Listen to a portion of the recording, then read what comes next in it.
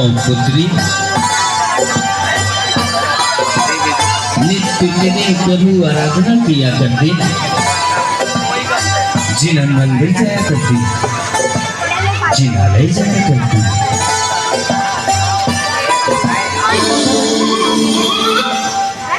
प्रभु आराधना में लीन रहती।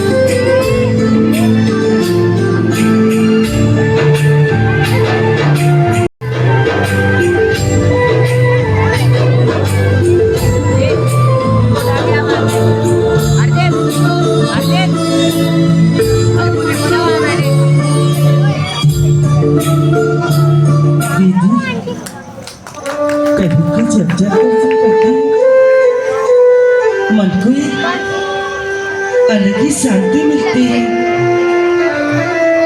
हाँ, जब जिनेंद्र भगवान के दर्शन करती हूँ ना, एक अलग ही शांति का अनुभव होता है। हमारा कितना पुण्य है कि हमें जैन धर्म मिला और जैन कुल मिला। हाँ दीदी, सही कहती हूँ। सुरसुंदरी, अब हम जिनालय के दर्शन कर लिए, चलो राज दरबार में पिताश्री इंतजार करते होंगे। हाँ दीदी, चलो चलते हैं।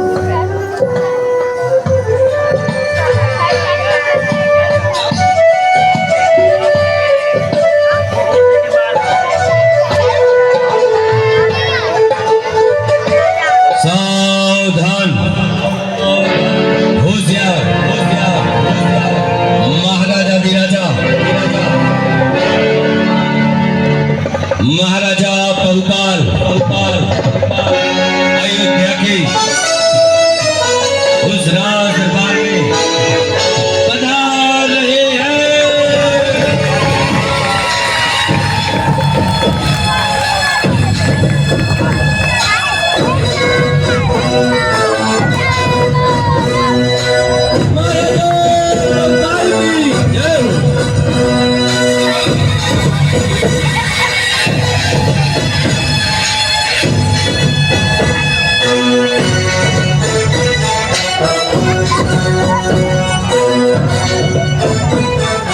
महाराज की जय हो,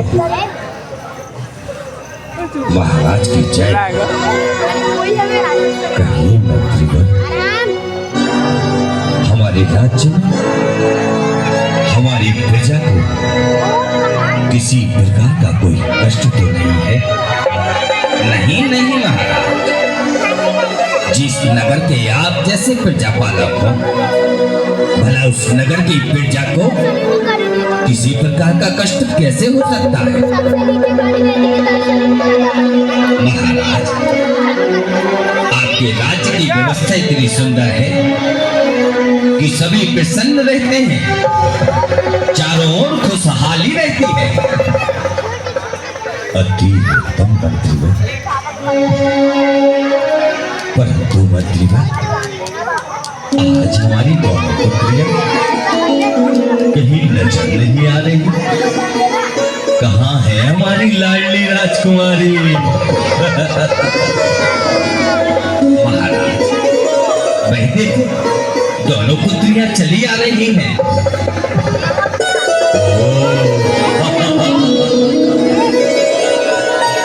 प्रणाम पिताश्री, प्रणाम पिताश्री। आशीर्वाद है पुत्रियों। कहाँ से आ रही है मेरी दोनों पुत्रियां?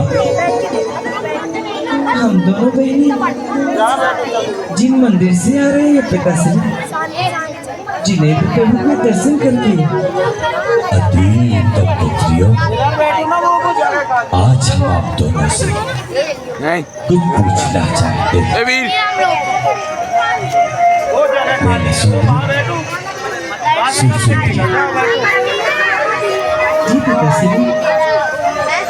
जब पुत्री विवाह के योग्य हो जाती है, तब पिता की रात्रि की नींदें उड़ जाया करती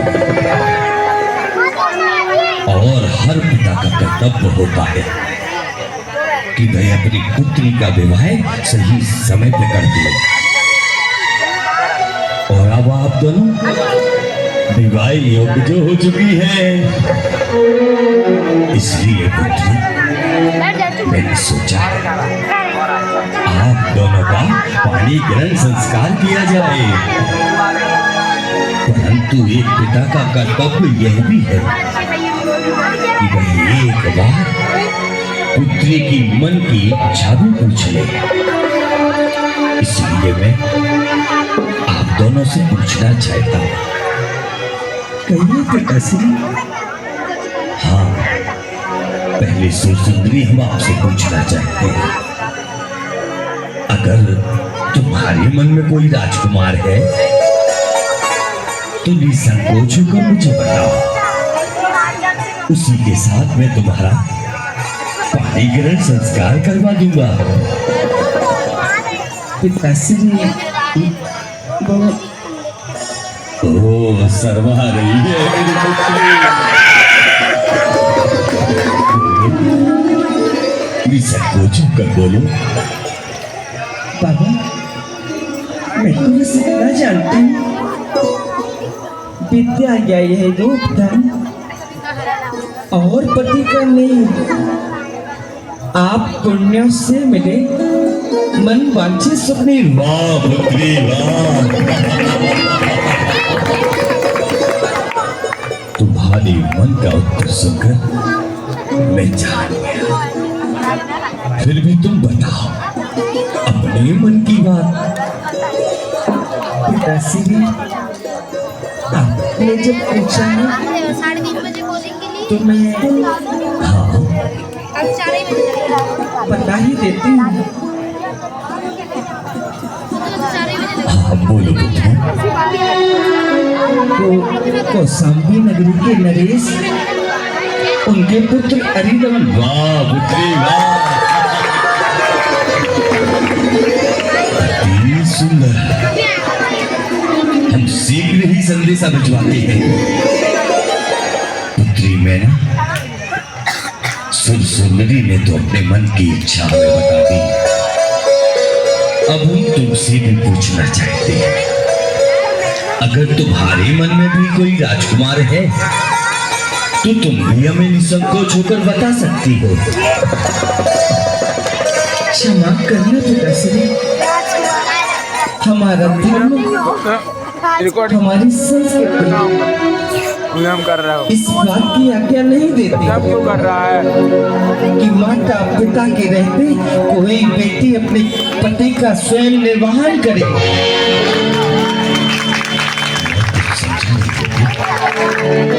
कहना क्या चाहती है? पिताश्री, ऐसी विवाह कभी सफल नहीं होते। अक्सर देखा गया है कि यौवन अवस्था में उचित निर्णय नहीं लिया जा सकता। जितना अनुभव माता पिता को होता है, उतना अनुभव मुझे कहाँ होने लगा। मैं तो बस इतना जानती हूँ, माता पिता जिसको भी वचन देंगे और भाग्य का चयन करेंगे, पति का चयन करेंगे, वही जगह एक पुत्री के लिए सुख है। वाह पुत्री वाह, तेरी बात सुनकर मन प्रसन्न हुआ। फिर भी तेरे मन के अंदर कोई बात है तो बोलो, मैं पूर्ण कर लूंगा इसे। नहीं पिताश्री, भाग्य साथी है, जो भी भाग्य में होगा वही होगा। क्षमा करें पिताश्री, मेरे मन में ऐसा कुछ नहीं है।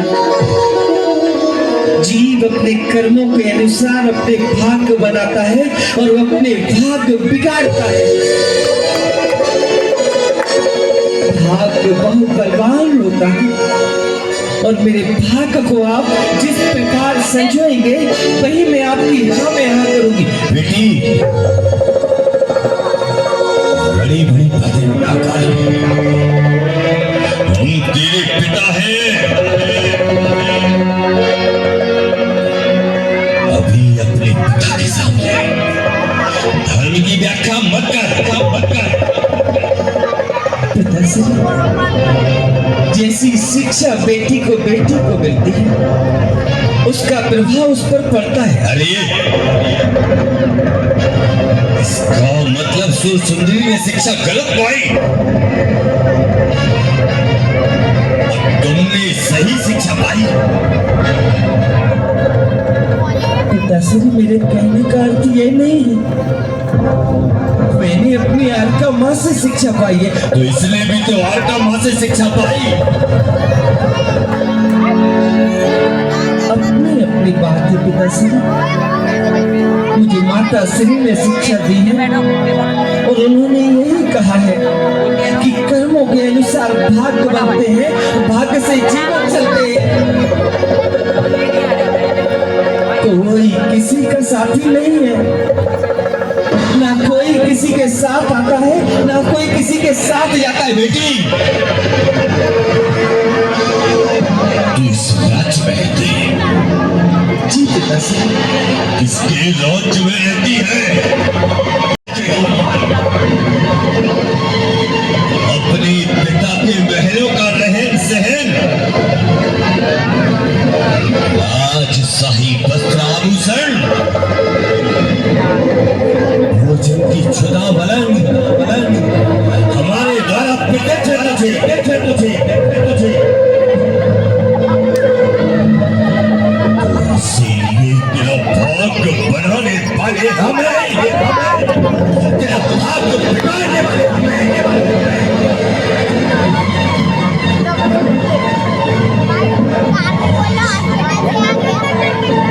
तेरे पास है सब कुछ मेरा है। नहीं पिताश्री,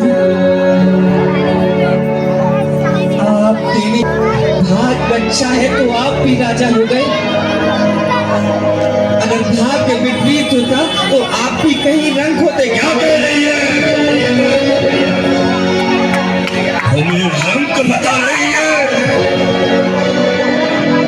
जिसने तुझे पाला पोसा बड़ा किया उसे रंग बता रही है? इसका मतलब तेरा पिता तेरे लिए कुछ नहीं है। अभी ऑफर खत्म हो गई है। क्षमा करें मुझे। भाग्य के आगे भाग्य से बढ़कर कोई नहीं है। पिताश्री भाग्य को बनाने वाले नहीं है। जो कुछ भी है सभी का अपना भाग्य है, उसे सब कुछ प्राप्त होता है। इतना बढ़ चढ़कर बोल रही है। हम तुझे भोजन देते हैं। नहीं पिताश्री, मेरा भाग्य देता है। हम तुझे सारी सामग्री देते हैं। नहीं पिताश्री, मेरा भाग्य देता है। हम तुझे वस्त्र देते हैं। नहीं पिताश्री, सब कुछ मुझे मेरे भाग्य से मिला है।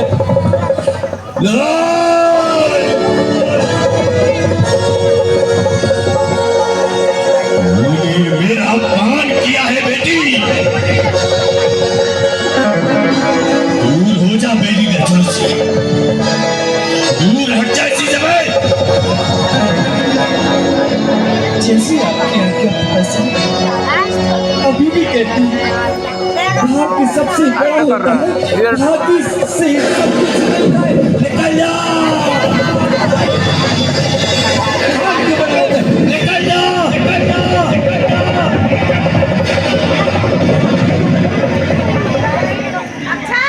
भागो।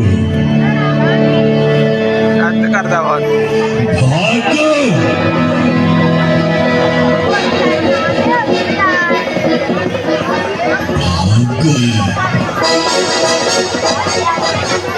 भागो।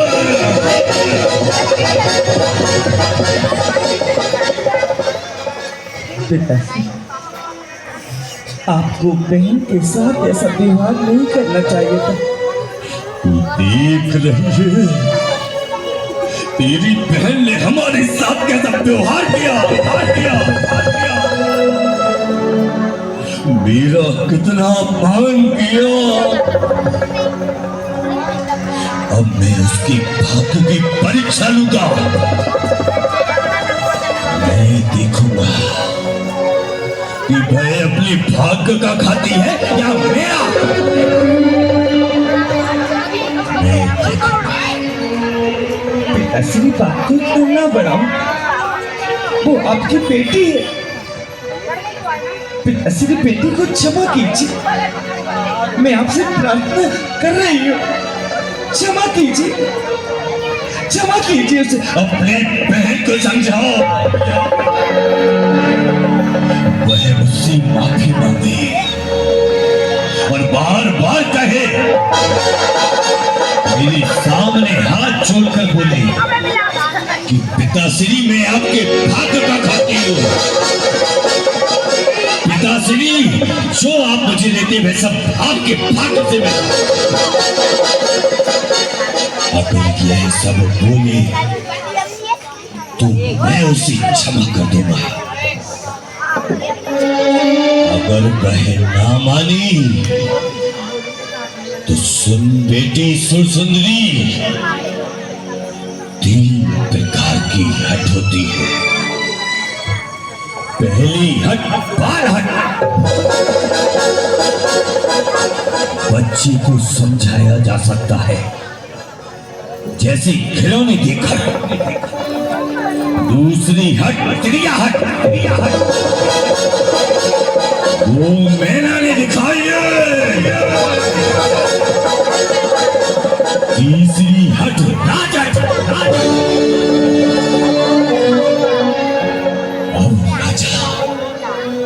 अब राजा बहुपाल अपनी हट दिखाएगा। आप इतने क्रोधित ना हो। मैं समझाती हूँ उसे। जा। मेरा मन बहुत क्रोधित है।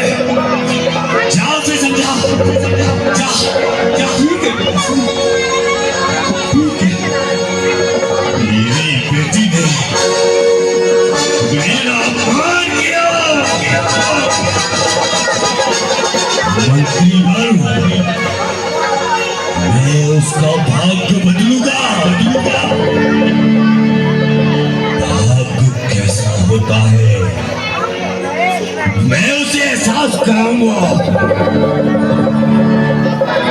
अपने भाग्य पर उसे बहुत घमंड है।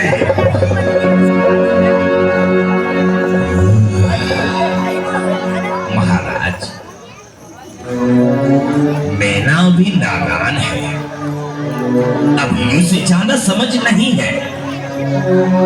आप इतना क्रोधित ना हो, शांत हो जाए महाराज, शांत हो जाए। इतना क्रोध आपको शोभा नहीं देता। मंत्रीवर,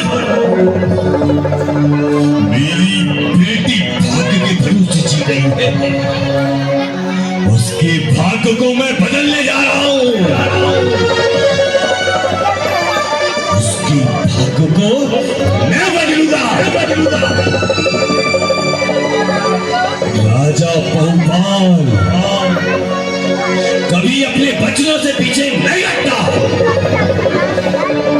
प्रातः काल की बेला में सूर्य की प्रथम किरण के साथ जो भी पहला व्यक्ति मिलेगा, उसी व्यक्ति के साथ में मैना सुंदरी के भाग का चयन करूंगा।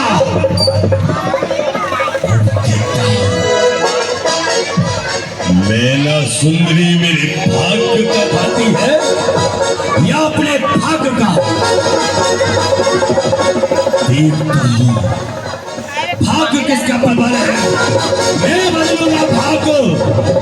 भाग्य कर्मों की है ये माया,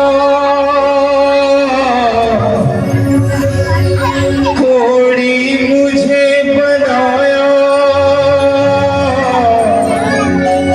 अब जी रहे हैं हम तो तेरे नाम के सहारे, तेरे नाम के सहारे।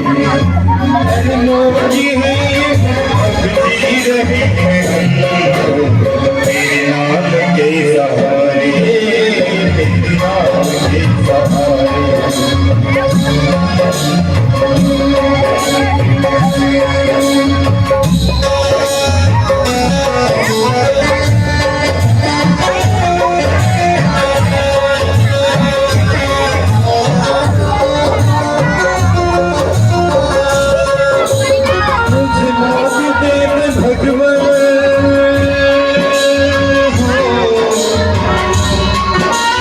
मुझे मौत दे दे भगवान, या तो मुझे बुला ले तेरे नाम के सहारे, तेरे नाम के सहारे। कर्मों की है माया,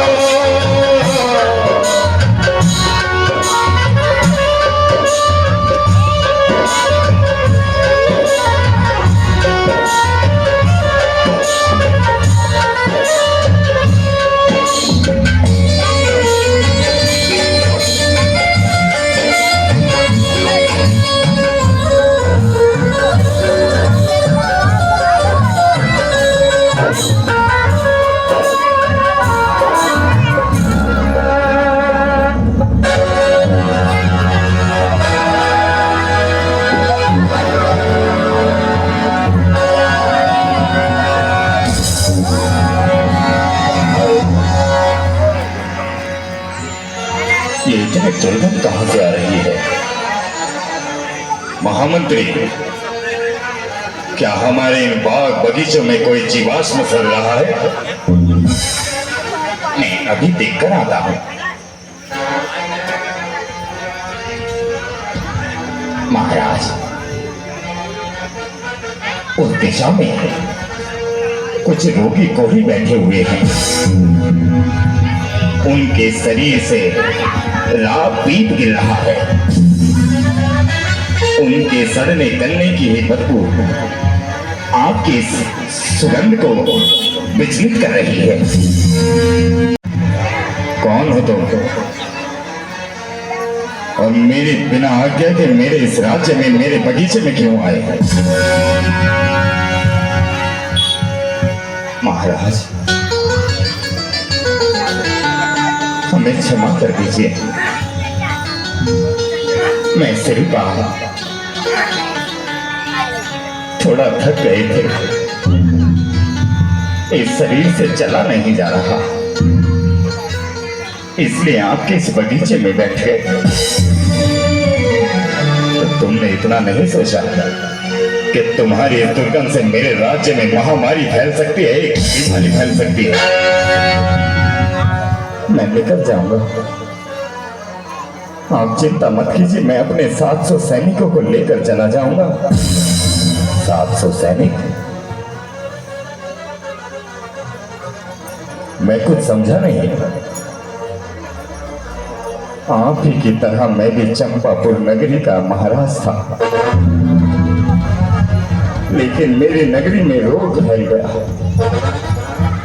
मुझे और मेरे 700 सैनिकों को ये कोढ़ हो गया। हाथ पांव की उंगलियां गल सड़ कर गिर रही हैं। महाराज धीराज, आप कह रहे हैं कि यहाँ से चले जाओ, हम दुखी नहीं है। इस रोग के होने पर हमारी माँ, हमारे पिता, हमारे भाई बहनों ने सबने धक्के मार कर निकाल दिया।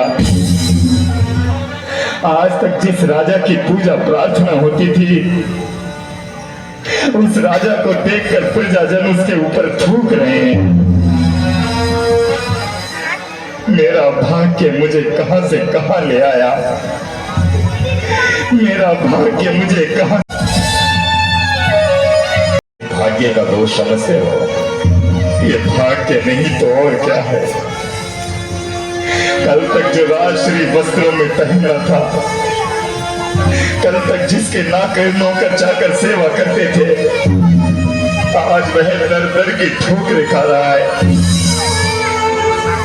जिसके परिवार वाले लंबी आयु की कामना करते थे, आज उसकी मृत्यु के लिए प्रार्थना हो रही है। ये भाग्य नहीं तो और क्या है, और क्या है। महामंत्री जी महाराज, यही वो पहला पुरुष है जो आज प्रातः काल की बेला में मुझे दिखाई दिया है। जिस समय मेरी बेटी इसे सामने देखकर थर थर कांप रही होगी, उस समय उसका अहम, उसका भाग्य, उसकी चैन शिक्षा ध्वस्त हो रही।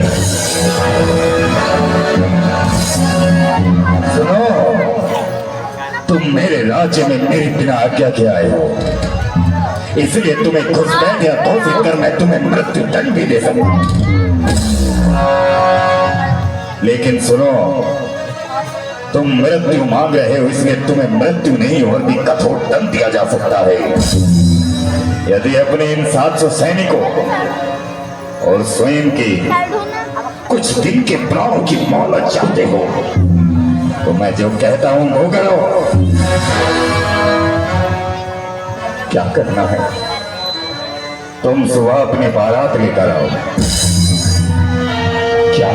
हाँ, कल सुबह तुम अपनी बारात लेकर आओ, क्योंकि तुम्हारा विवाह मेरी पुत्री, मेरे घर की राजकुमारी मैना के साथ हो।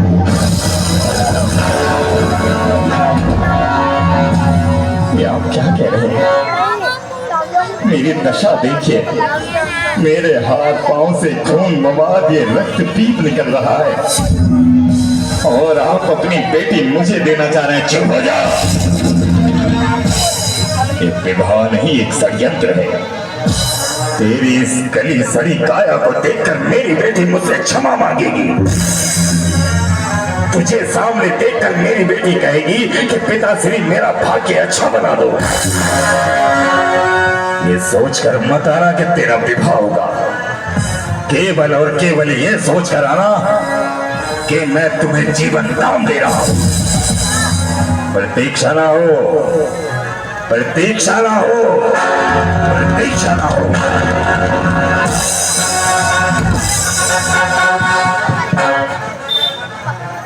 क्या सोच रहे हो महाराज? मैं सोच रहा हूं मैं क्या करूं। विवाह कर ही लीजिए। लेकिन क्यों? आपको घरवाली मिल जाएगी, हमें खाने को थाली मिल जाएगी। मैं इस दशा में विवाह कैसे करूं? अरे करना तुम्हें नहीं है, करेंगे तो वो आपको तो खड़े होना है।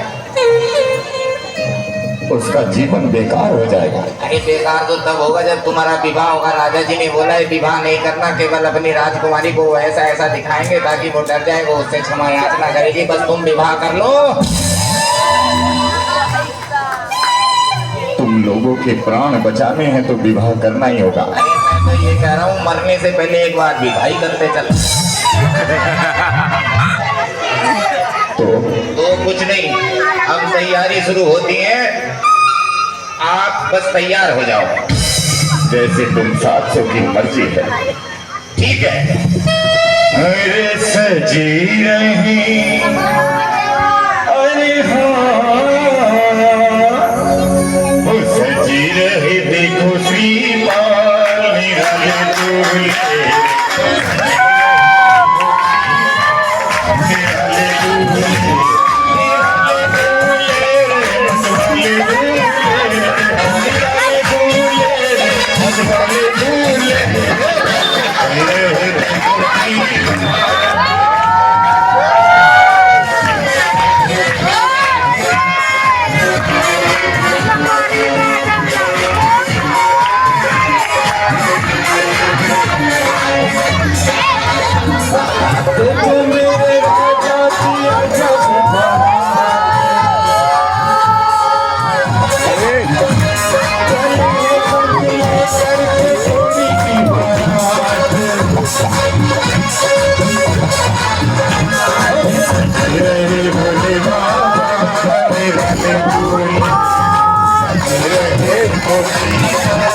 निराले दूल्हे,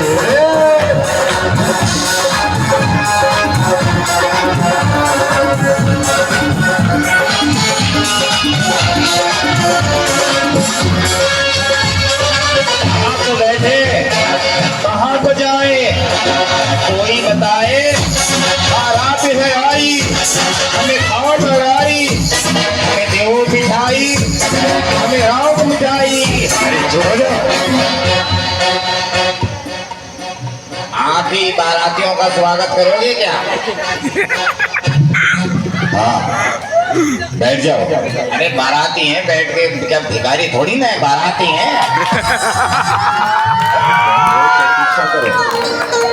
अरे प्रतीक्षा बारात में बारात की होती है, जब दूल्हा आ गए तो प्रतीक्षा किस बात की?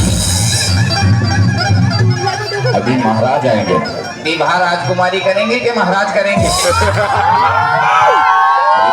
स्थान तो ग्रहण करो। मुझे तुम भी घोटालेबाज लग रहे हो। स्थान ग्रहण करो। ना बैठने के लिए सिंहासन है ना कुछ है। ऐसा लग रहा है आज भिखारियों की बारात लेकर आए।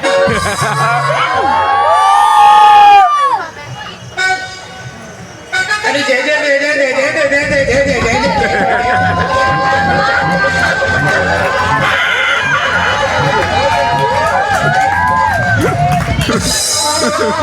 अबे पूरा कहीं को बाहर आता ही नहीं और भिखारी मांग में मैं क्या करूं? अरे मंत्री जी बोलो। अरे क्या करना है? अरे क्या करना है मुझे बताओ तो, मुझे किस लिए बुलाया है यहाँ पर? तुम्हें आज विवाह कराना है। किसका? राजकुमारी मैना का। अरे इतनी जल्दी विवाह करा रहे हो? महाराज की तबीयत तो ठीक है ना? अबे चुप हो जाओ। महाराज को क्या होगा? अरे जब तबीयत खराब होती है जब ही होते हैं रमन फानन में विवाह। क्या क्या करते हो? जन्म से लेकर मरण तक सब कुछ करता हूँ। मतलब जब बच्चा पैदा होता है तो उसका नामकरण करता हूँ, फिर जब बड़ा होता है उसका विवाहकरण करता हूँ, फिर जब वो निकल लेता है तो उसका क्रियाकर्म करता हूँ। मतलब ये मेरी पॉलिसी है। क्या? जन्म के साथ भी मौत के बाद भी। बारात आ गई है। ये अनदेखी बारात मुझे तो दिखाओ, मुझे नहीं दिखाई दे रही। देखो, वो जो बैठा है वो दूल्हा है। अरे मैं भिखारियों के दूल्हे की बात नहीं कर रहा। राजकुमारी का दूल्हा किधर है? अरे वही राजकुमारी के दूल्हे हैं। अरे ओ भैया, कौन हो तुम? हम हैं बाराती। पहले बाराती नहीं देखे क्या? अरे बाराती तो देखे हैं, लेकिन ये बताओ तुम हो कौन और कहाँ से आए हो? हमें कुछ नहीं पता, हमें इतना पता है हम हैं बाराती। भैया दूल्हा लापता है, बस इतना पता है हम हैं बाराती। अबे मूर्ख कहीं के बिना दूल्हे की बारात लेके आए हो क्या? ये तुम जानो, इतना पता है हम हैं बाराती। अरे मंत्री जी, ये कहाँ से पागलों की बारात बुलवा दी तुमने? ये बारात महाराज लेकर आए हैं। महाराज की आंखों का इलाज सही से कराओ। ये बारात कुछ कम लग रही है। मतलब? अरे ये ऐसे ऐसे बारात है, ये बारात लौटाते लौटाते तो आधे वैसे ही रास्ते में निपट जाएंगे। तुम्हें जितना कहा है उतना करो। सावधान, महाराज धीराज पधार रहे हैं।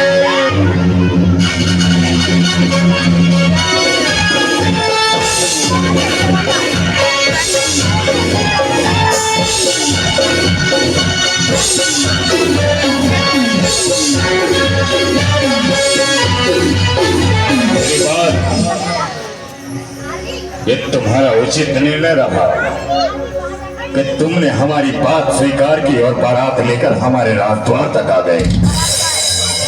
महामंत्री, बुलाओ उस मैना को और दिखाओ उसे कि सूरज की पहली किरण ने उसके भाग्य में ये कौड़ी लिखा है।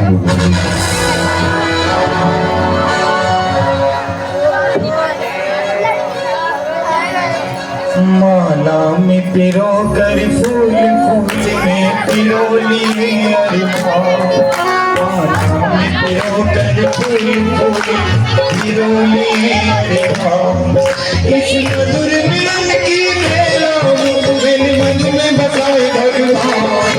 माला में पिरो कर फूल फूल पिरोली अरे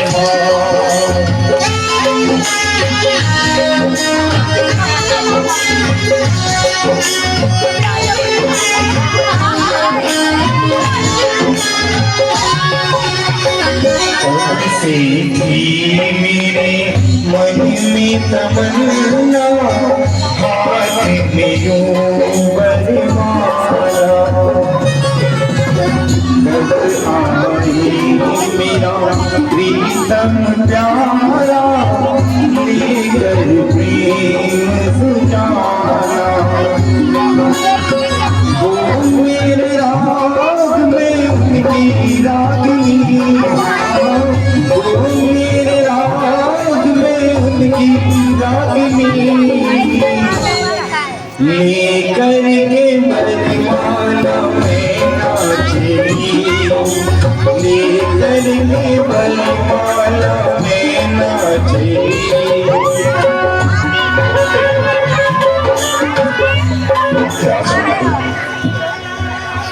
मेरी ये दशा ठीक नहीं है। मेरे हाथ पांव के ये शरीर के टुकड़े गल गल कर गिर रहे हैं। ये हाथ छोड़ दो। मैं तुम्हारे विवाह योग्य नहीं हूँ। मैं तुम्हारे हाथ जोड़ता हूँ, मुझसे विवाह मत करो राजकुमारी, मुझसे विवाह मत करो, मत करो। आप जो भी हैं, आपको मेरे पिताश्री ने स्वीकार किया है। मेरी आगे का माँ कहती है कि जिस वर को माता पिता स्वीकार करें, बेटी को उसे हंसकर पति समझ लेना चाहिए।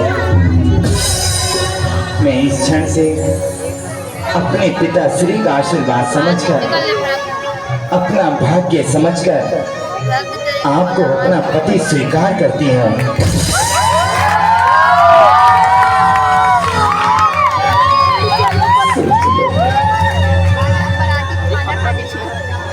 अब भी सोच लो राजकुमारी, अब भी सोच लो।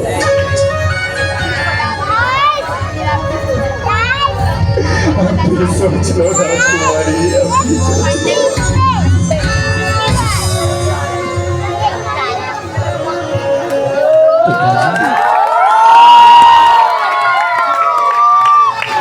पिताजी, लो कर लिया मैंने विवाह, जिसे आपने चुना था। लो स्वीकार कर लिया मैंने उसे अपना पति। नहीं मैना, ये विवाह विवाह नहीं है। अरे मैं तो तुझे इसलिए, मैं तो इस घोड़ी रोगी को इसलिए राजमहल तक लेकर आया था ताकि तू इसे देखे और तू कांप जाए, तू अपनी हट छोड़कर मुझसे क्षमा याचना करे। चलो ठीक है, तुम अपनी हट पर अड़िग रही, भाग्य भाग्य होता है। श्रीपाल, अब जाओ यहाँ से, अब जाओ यहाँ से, चले जाओ। ये क्या कर रही हैं आप मेरे पति का अपमान कर रही हैं। पिताश्री, ये स्वांग, ये नाटक आपके लिए होगा, आपकी बेटी के लिए नहीं। आपके ढूंढे हुए श्रीपाल, आपके ढूंढे हुए राजकुमार को अपना पति स्वीकार कर लिया है। क्या कह रही है? मेरा तो पागल हो गई है क्या? अरे देख अपने आप को, ये राज श्रीपाल और देख इसमें कुछ दिन जीने वाले युवक को। श्रीपाल, मेरी तुमसे बात हुई बिना। श्रीपाल, कह दो कि ये विवाह नहीं है, कह दो कि ये विवाह नहीं है, ये विवाह नहीं है। बेटी, बेटी उतार दे इस माला को, उतार दे इस माला को। नहीं।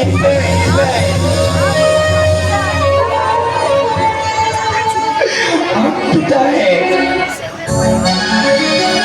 आप केवल इसे आशीर्वाद दीजिए कि मैं सदा सुहागन रहूं, सदा सुहागन रहूं।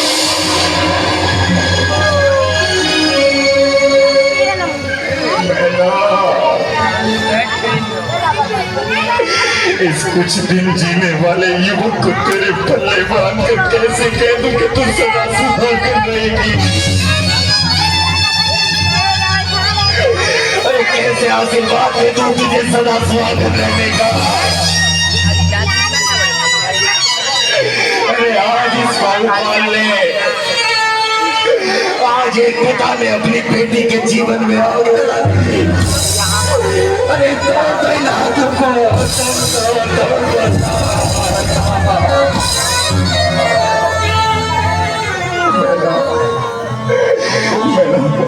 अगर तुम अपनी हट नहीं छोड़ती तो मैं छोड़ता हूँ। अरे हाँ, तेरे भाग्य में सब कुछ है, तू जैसे कहेगी मैं वैसा करूँगा, लेकिन इस विवाह को तोड़ दे,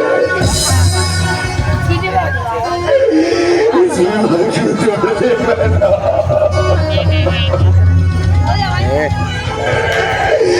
मैं ये नहीं देख पाऊंगा, मैं ये नहीं देख पाऊंगा। पिताजी, बेटी तो माँ बाप के घर ऐसे ही आती है। विवाह के पश्चात पिता को अपनी बेटी की विदाई करनी चाहिए। मैं जा रही हूँ पिताश्री,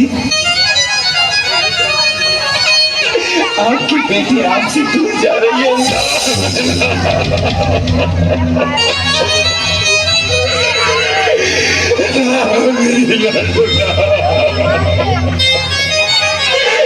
अरे ये क्या कर दिया मंत्री मैंने?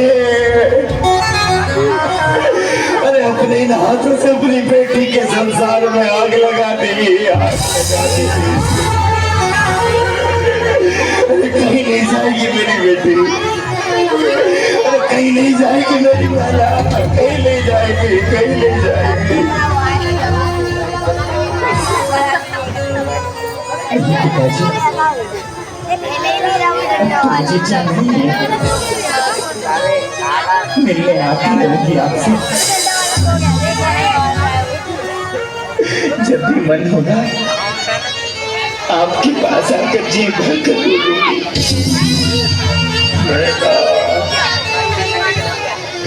तेरे भाग्य में तो मैंने जीवन भर का रोना लिख दिया, मैंने जीवन भर का रोना। आज्ञा दीजिए, आज्ञा दीजिए।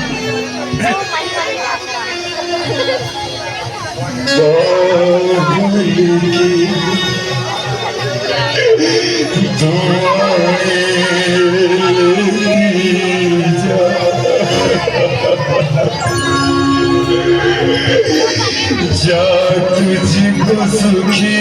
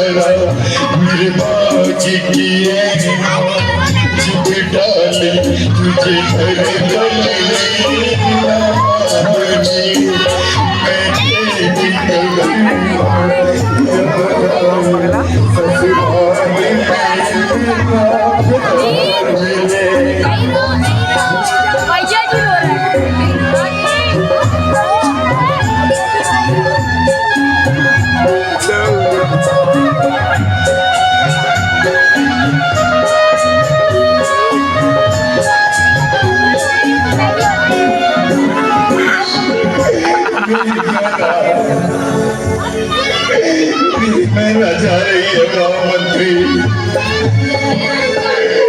मेरी कहना जाना,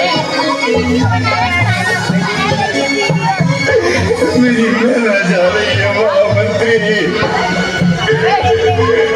अरे कोई मेरी बेटी को ले आओ, अरे कोई मेरी बेटी को रोक लो।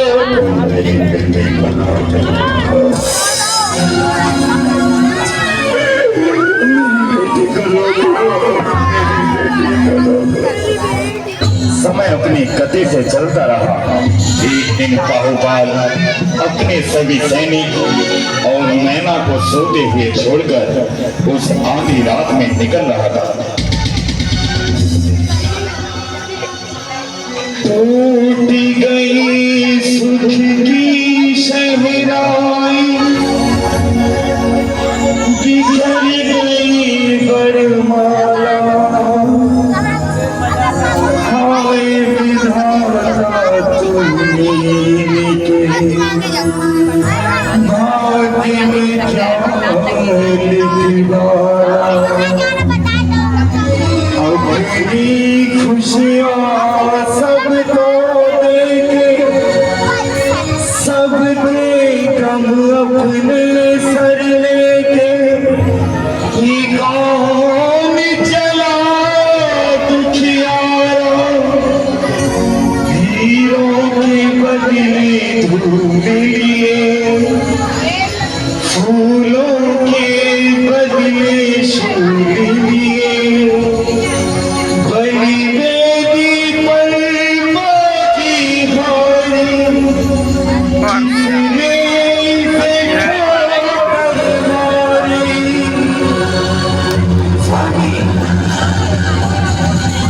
स्वामी,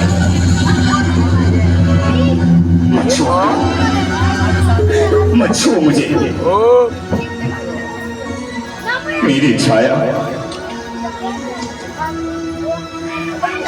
छाया तुमसे दूर रहनी चाहिए। मैं आपसे भला दूर कैसे रह सकती हूँ? आप ही तो मेरे जीवन हो। नहीं मैना, मैं आपके चरणों को छू कर कहती हूँ, चरणों को छू कर कहती हूँ, आप ही मेरे सब कुछ हो। नहीं मैना, मेरे पांव छूकर मुझे और पापी मत बनाओ। जिसे आप पाप समझ रहे हैं वही मैना का पुण्य है। अंधी के हाथ में बेजान लाठी भी उसकी सहारा बन जाती है, उसकी राह आसान कर देती है। मैं तो आपकी जन्म जन्म की दासी हूँ, आपकी लाठी बनकर आपके साथ साथ चलूंगी।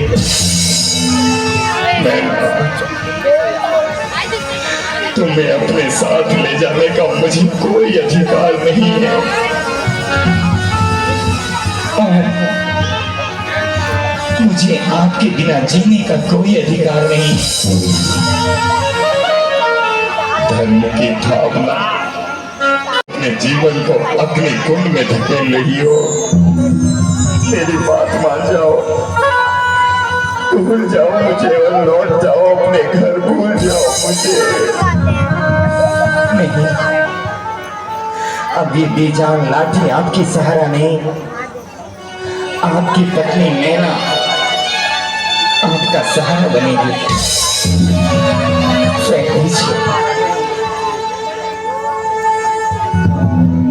रोए धरती और रोए धरती और आकाश, पिया संग सदी चली संग सदी चली रोए धरती और आकाश, रोए धरती और आकाश, पिया संग सदी चली पिया सदी चली।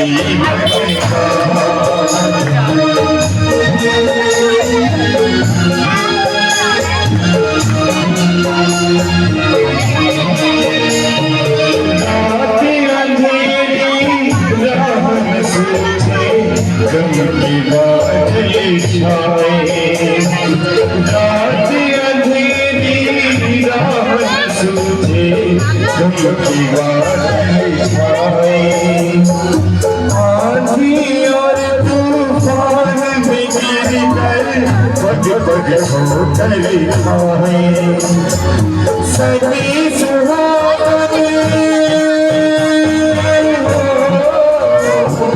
सभी सुहाने पथ के पथ में गर्मी कुंड पिया पिया सिया चली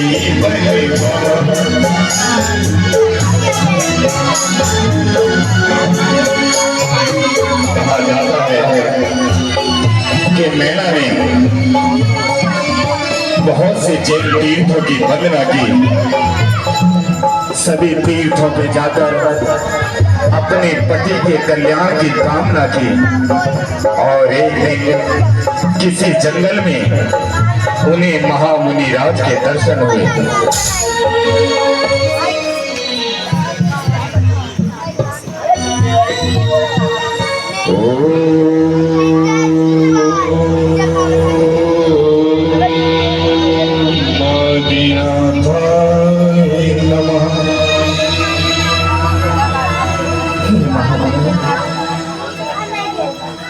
आप तो दयालु हैं, आप तो करुणा के सागर हैं। आखिर मेरे पति ने ऐसा कौन सा पाप किया है कि जिसके कारण इन्हें और इनके सभी सैनिकों को ये रोग सरासर कर मार रहा है। दिगंबर मुनि, आप कोई मार्गदर्शन क्यों नहीं देते? हे सती, मेरी बात ध्यान से सुनना। तुम्हारे पति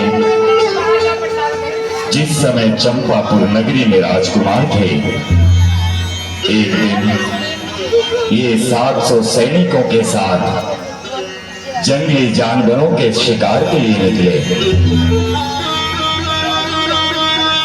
उस समय ये पागल एक दिगंबर मुनि उसी जंगल में बैठकर साधना कर रहे थे। तुम्हारे पति इस श्रीपाल ने उन दिगंबर मुनि की नग्नता का हास्य बनाया, उनकी नग्नता का उपहास किया, और तो और तुम्हारे इस पति ने उन 700 सैनिकों के सामने उस दिगंबर मुनि के ऊपर बार बार थूका। और इस दृश्य को देखकर वह सभी 700 सैनिक हंस रहे थे। एक दिगंबर मुनि के देश का मजाक बनाना, उसका उपहास करना, संसार में इस पाप से बड़ा पाप नहीं है।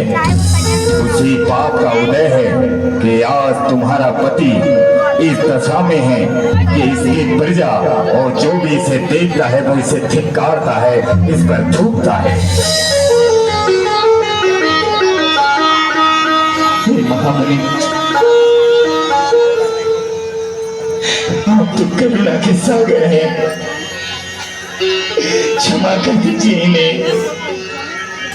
क्षमा कर दीजिए इन सबको, क्षमा कर दीजिए प्रभु, क्षमा कर दीजिए, हम सबको क्षमा कर दीजिए महामुनि,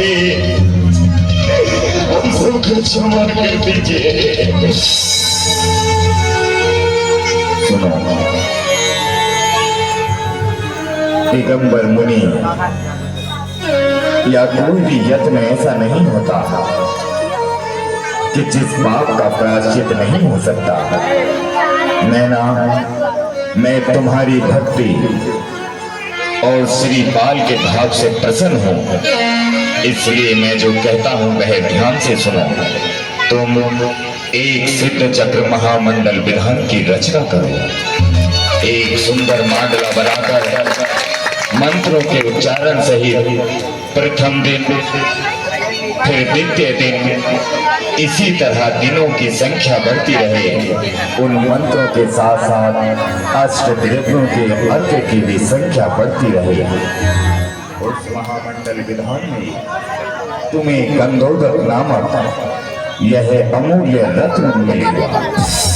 उस गंधोदक के जल से इनके ऊपर छिड़काव करना और तब तक करना जब तक यह स्वस्थ ना हो जाए, साफ ना हो जाए। आप ठंडे आप ठंडे हैं। तब सुंदर सा मांडला रत्नों के चूर्ण इत्यादि से नैना तैयार करती है, और प्रथम दिन कम अर्घ, द्वितीय दिन उन अर्घों की संख्या दुगनी हुई, फिर तीसरे दिन 3 गुना, और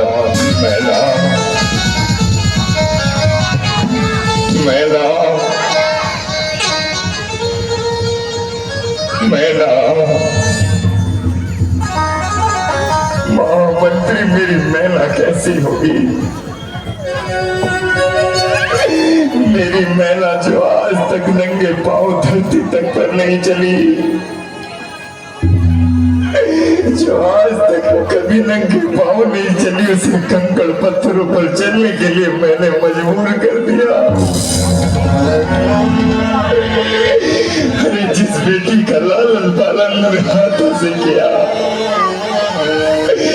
जिन हाथों ने झूला बनकर अपनी बेटी को झुलाया, आज इसी बेटी का जीवन इस बाहुपाल ने नर्क कर दिया। महामंत्री, नर्क मेरा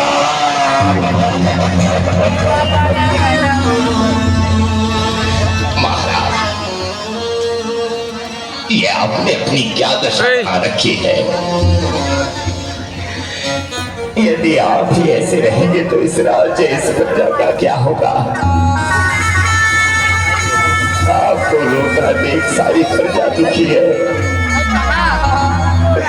आप इस प्रजा के पालक हैं। इस प्रजा की ओर तनिक ध्यान तो कीजिए। क्या ध्यान करें ताकि मेरी प्रजा मुझसे ये कहे कि जो अपनी बेटी के जीवन को नरक बना दिया तो इस प्रजा का क्या भला करेगा। अरे कुछ अच्छा नहीं लग रहा मुझे। इतने हीरे मोती सोना चांदी कुछ अच्छा नहीं लग रहा। अरे कह दो प्रजा से कि उनका राजा अब रक्षक नहीं उनका भक्षक बन गया है। बेला, बेला। अरे भाई आराम से। बेला, मेरी मैना को ला दे। मंत्री मेरी मैना को ला दे। मेरी मैना को ला दे। बाबा बाबा मैना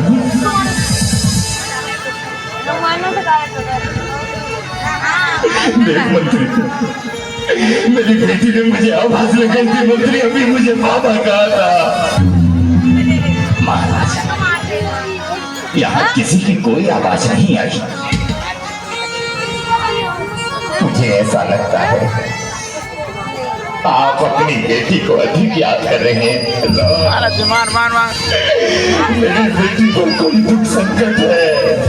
मार मार। मेरी बेटी मुझे बुला रही है। मैना,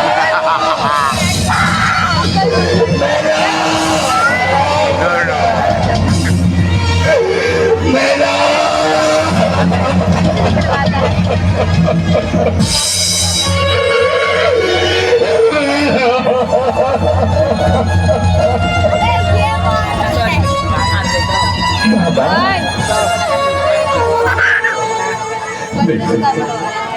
अब एक बार और आवाज दिए।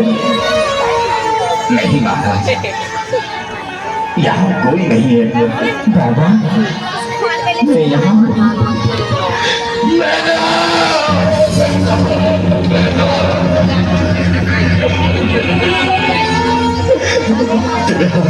तेरे पापा मेरी बेटी सही है। मेरी बेटी सही है। अच्छा हुआ बेटी, अच्छा हुआ बेटी तू सब कुछ छोड़कर चली आई है। अच्छा हुआ बेटी तू सब कुछ त्याग कर चली आई है। मैं तेरा बीमा करूंगा और मैं तुझसे क्षमा मांगता हूँ। अपने पिता को माफ कर दे। हार गया पिता, हार गया।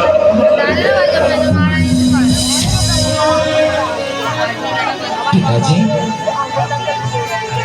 आंखों से इतना प्रेम करते हैं।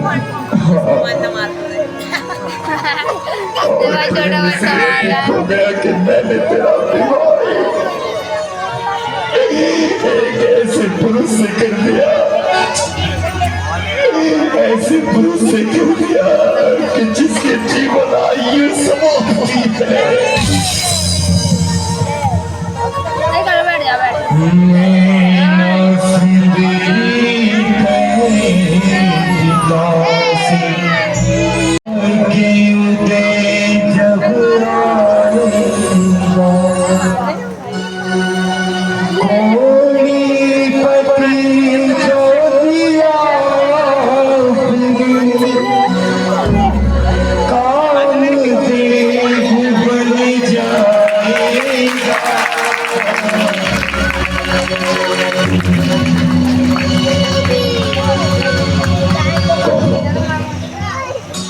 मैना ये कौन है? इसे मैंने पहचाना नहीं। पिताजी आपने मेरा विवाह किससे कराया था? एक कौड़ी रोगी से। इसलिए कि मेरी आर्य का माँ और हमारी जैन ग्रंथों में गलत शिक्षा दी गई है, इसीलिए ना। देखिए पिताश्री, ये है मेरे भाग्य की परिभाषा। आपने मुझे एक कोड़ी पुरुष से विवाह किया था। ये वही है जो आज तुम्हारे राजमहल में सुंदर सुडोल स्वस्थ राजकुमार बनकर लौटे हैं।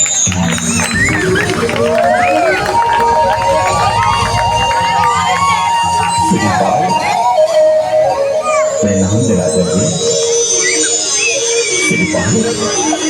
तुम्हारे हाथ, तुम्हारे पाँव, ये चमत्कार ये कैसे हुआ मैना? बताओ मैना, मुझे ये चमत्कार कैसे हुआ? जिस जैन धर्म को तुम नहीं मान रहे, उसी जैन धर्म के दिगंबर संत ने एक महामंडल विधान सिद्ध चक्र महाविधान की महिमा बताई। उसी मंत्रों के उच्चारण से, उन्हीं के जप तक की प्रेरणा से आज वह कोड़ी रोगी भी निर्मल काया से परिपूर्ण हो चुका।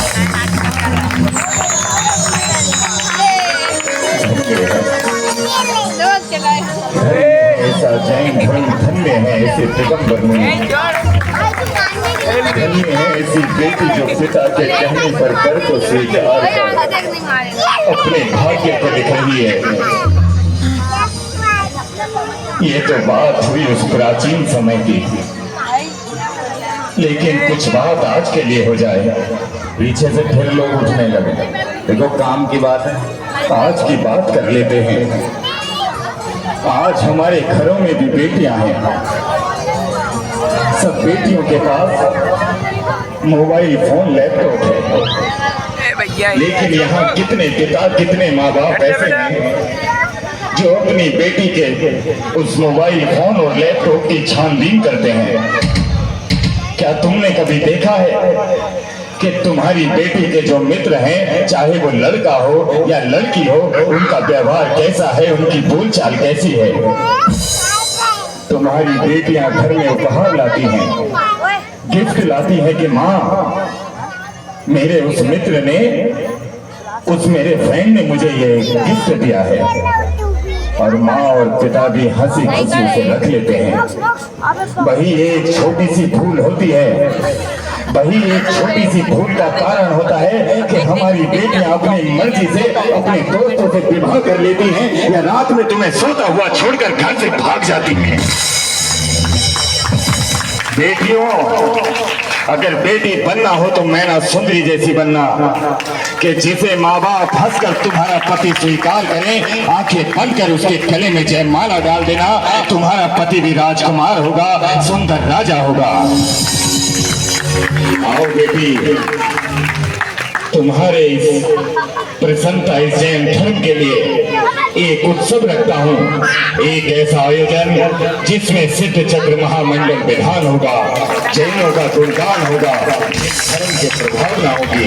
आओ बेटी, चलो बेटी। बोले आदिनाथ भगवान। जिन अर्चना